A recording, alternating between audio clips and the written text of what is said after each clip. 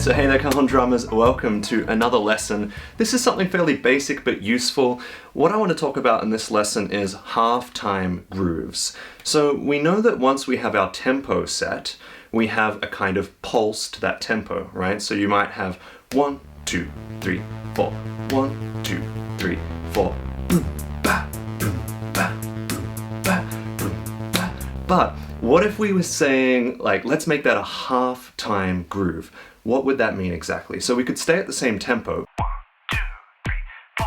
So a half-time groove is when we go from our two accents on 2 and 4 to having just the backbeat on beat 3. And you go 1, 2, 3, 4, 1, 2, 3, 4. So why don't we do a little exercise just bouncing between our normal time and half time. Let's give it a try.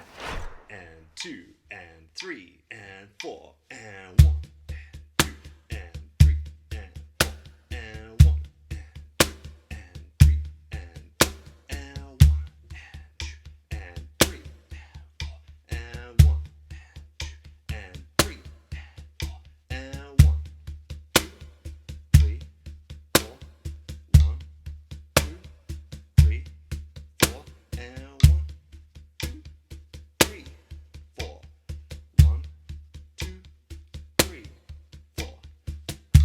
Alright, well now you know how to play a half-time groove on the cajon, but what's so good about it? Why is that useful? Well, for one, you can manage different pulses within the same tempo, okay? So if we go from our standard time to half-time, you hold the same tempo but change the pulse, rather than completely crashing because you've mastered your half-time groove.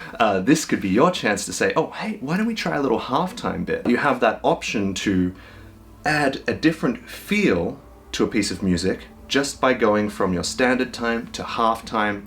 If you're someone who can do that, that is another tool in your toolbox as a rhythmic musician, and it's a very useful thing to be able to do.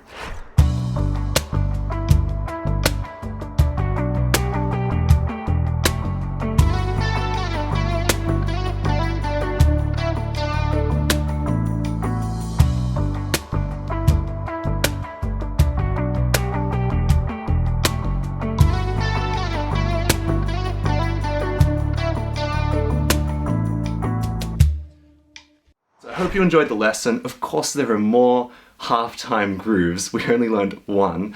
For all the standard time grooves, there's all the half-time grooves as well. So welcome to another rabbit hole. You're going to learn a lot of different grooves after this. Hope you enjoyed the little lesson, and I'll see you guys again soon. Catch you later.